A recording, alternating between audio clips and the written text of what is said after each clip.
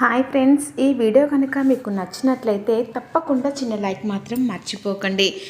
సీత సుమతి వాళ్ళు అందరు కలిసి ఎవరింటికి వాళ్ళు వెళ్ళిన తర్వాత సీత తన రూమ్ దగ్గరికి వెళ్తూ ఉంటుంది.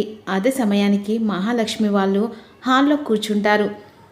హాల్లో కూర్చున్న తర్వాత అర్చన ఈ విధంగా అంటుంది, అసలు మనం ఏమనుకున్నాం, అక్కడ ఏం జరిగింది, ఎలాగైనా మధుమిత రామ్ని పక్కన కూర్చోబెట్టి సీతారాముల కళ్యాణం జరిపించాలని మనం ప్లాన్ వేస్తే ఇక ఏకంగా ఆ సీత ఇక రామ్ మాత్రమే సీతారాముల కళ్యాణం జరిపించారు. అంతేకాకుండా పెద్ద ట్విస్ట్తో సూర్యని కూడా పిలిపించింది. అసలు నీ పర్మిషన్ లేకుండా అక్కడికి సీత ఎలా పిలిపిస్తుంది సూర్యన్ అని చెప్పేసి ఈ విధంగా అంటూ ఉంటుంది. ఇక వెంటనే మరోవైపేమో సుమతి ఇంటి వాళ్ళు చేరుకున్న తర్వాత ఇక ఎలాగైనా సీత గురించి మధు గురించి సుమతికి చెప్పాలి అని చెప్పేసి శివకృష్ణ ఆలోచిస్తూ ఉంటారు. ఏంటని ఆలోచిస్తున్నావు అని చెప్పేసి సుమతి అడుగుతుండగా, నీకు ఒక విషయం చెప్పాలమ్మా అని చెప్పేసి అంటుండగా, ఏంటన్నయ్య అని చెప్పేసి సుమతి అడుగుతుంది.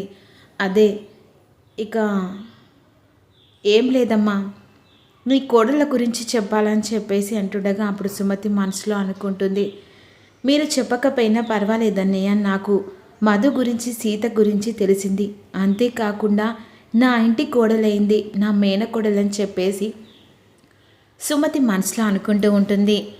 ఏంటన్నయ్య నా మేనకోడలా అని చెప్పేసి ఈ విధంగా అడుగుతూ ఉంటుంది.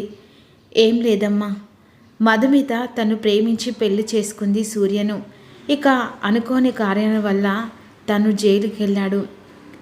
అదే సమయానికి మధు చేసిన పొరపాటు ఏంటంటే, ప్రేమించే విషయం తెలియకుండానే నేను ఒక మంచి సంబంధం తీసుకొచ్చాను. పెళ్లి చేస్తానని అనుకున్న టైంలో మధు పారిపోయి ప్రేమించిన అతన్ని పెళ్లి చేసుకుంది.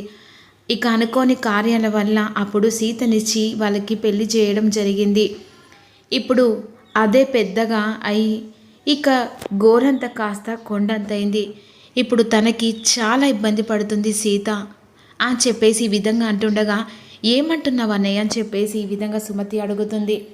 అవునమ్మా, ఒక కూతురు ప్రేమించి పెళ్లి చేసుకుందని చెప్పేసి సరే అని ఊకుంటే ఇంకో కూతురైనా తన జీవితాన్ని హ్యాపీగా అత్తమామలతో తన భర్తతో ఉంటారనుకుంటే ఇక ఆ దేవుడు కూడా ఈ కూతురుని కూడా ఇలా ఇబ్బంది పెడుతూ ఉన్నారు. అదేంటి అన్నయ్య ఇలా అంటున్నాడు, సీతారాములు మంచిగానే ఉన్నారు, అంతేకాకుండా మహాలక్ష్మి కూడా చాలా చక్కటి అమ్మాయిని ఎంచుకొని ఆ ఇంటి కోడలు చేసుకున్న తర్వాత అన్నయ్య ఏంటి ఇలా అంటున్నాడు అని చెప్పేసి సుమతి మనసులో అనుకుంటుంది. ఏమంటున్నా అన్నయ్య అర్థం కావట్లేదని చెప్పేసి అంటుండగా, ఏం లేదమ్మా, ఫస్ట్ వాళ్ళు మధుమితను చూశారు పెళ్లి చూపులలో. మధుమితనే ఇక తన ఇంటి కోడలు అనుకుంది ఆ ఇంటి మహాలక్ష్మి గారు. అదే సమయానికి ఇక అనుకోని వల్ల మధుమిత ప్రేమించి పెళ్లి చేసుకోవడం వల్ల సీతనిచ్చి పెళ్లి చేసిన తర్వాత సీత మాత్రం ఆ ఇంట్లో ఎవరికి ఇష్టం లేదు. సీతను ఎలాగైనా బయటికి పంపించాలని చెప్పేసి అందరూ అనుకుంటూ ఉంటారు. ఒక అల్లుడు గారు మాత్రమే సీతను అర్థం చేసుకుంటా అని చెప్పేసి విషయం చెప్పేసరికి ఒక్కసారిగా సుమతి షాక్ అయిపోతుంది. అదేంటి ఇది, అసలు మహాలక్ష్మి ఇలా చేయడమని చెప్పేసి ఆలోచిస్తూ ఉంటుంది. ఇక మధుమిత అంటే చాలా ఇష్టం. ఇప్పుడు మధుమిత భర్త సూర్య జైల్లో ఉన్నాడని ఎలాగైనా ఇదే మంచి ఛాన్స్ అని చెప్పేసి కావాలనే మధుమితను మహాలక్ష్మి వాళ్ళ ఇంట్లో ఉంచుకుంది. ఇక మధుమితను రామ్కి ఇచ్చి పెళ్లి చేసి సీతను అలా బయటికి పంపించాలని ప్లాన్ వేస్తున్నారు అని చెప్పేసి జరిగిందంతా ఒక్కసారిగా శివకృష్ణ చెప్పేసరికి ఇక మహాలక్ష్మి అలా చేయరని చెప్పేసి షాక్లో ఉండిపోతుంది. ఏం మాట్లాడుతున్నావు అన్నయ్య, మహాలక్ష్మి అలాంటి పని చేయరు కదా అని చెప్పేసి సడన్గా నో స్లిప్ అవుతుంది. అంటే మహాలక్ష్మి నీకు ఇంతకు ముందే తెలుసా అని చెప్పేసి అంటూ ఉండగా, అబ్బే అంటే లేదన్నయ్య, ఇప్పుడు అక్కడ చూశాను కదా పూజలో, అలా అని అంటున్నాను. పైకి అలాగే ఉంటుంది కానీ లోపల తన క్యారెక్టర్ వేరమ్మా అని చెప్పేసి ఈ విధంగా అంటూ ఉంటాడు. ఇప్పుడు ఏం చేయాలనో, అసలు ఇక మధును ఎలా మార్చాలో మమ్మల్ని అపార్థం చేసుకునేటట్టుగా మొత్తం మేమంటేనే మండిపడ్డట్టుగా మధుని మార్చింది ఆ మహాలక్ష్మి. ఎలాగైనా సూర్యను బయటికి తీసుకురావాలని చెప్పేసి మేము ఆలోచిస్తుండగా మేమే సూర్యను జైలుకు పంపించినట్టుగా నిందలు వేస్తూ ఉందని చెప్పేసి జరిగిందంతా సుమతికి చెప్పిన తర్వాత ఇక ఒక్కసారి షాక్లో ఉండిపోతుంది. మరోవైపేమో ఏంటి అసలు ఏం జరుగుతుంది, ఎలాగైనా మధుకి రామ్కి పెళ్లి చేయాలనుకుంటే ఈ సీత ఆడే నాటకాలు మొత్తం ఇక తనకే సపోర్ట్ చేసినట్టుగా అన్నీ జరుగుతున్నాయి, ఎలా అని చెప్పేసి గిరి వాళ్ళందరూ కలిసి ప్లాన్ వేస్తూ ఉంటారు.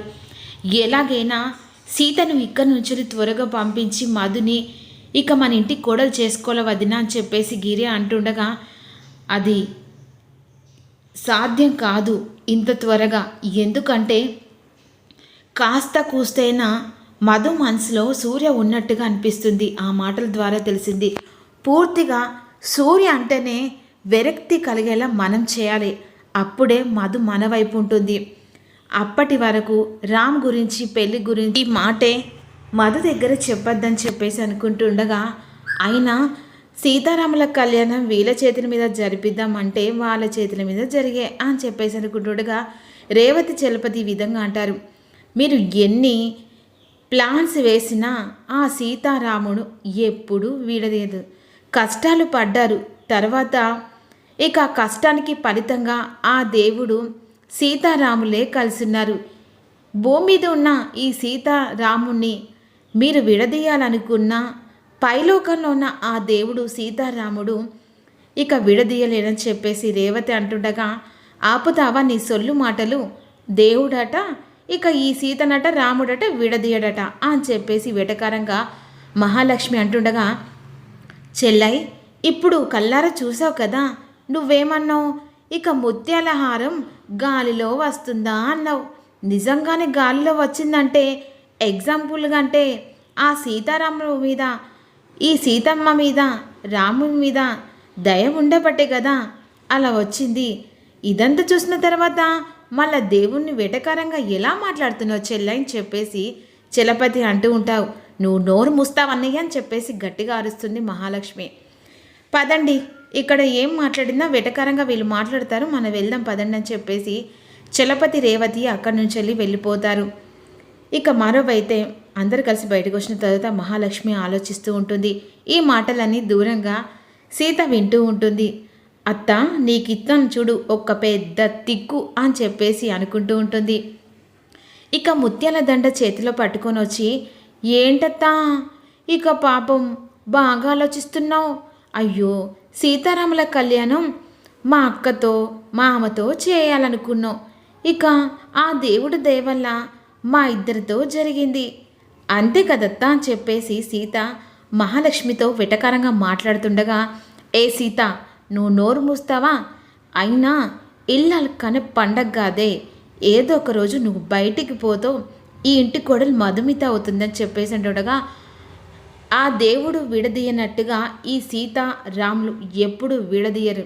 ఒకవేళ నువ్వు విడదీయాలనుకున్నా కూడా మేము విడిపోం, మా మీద మాకంత నమ్మకం ఉంది, ఇక మామ మీద ఇంకా నమ్మకం ఉందని చెప్పేసి సీత అంటుంది.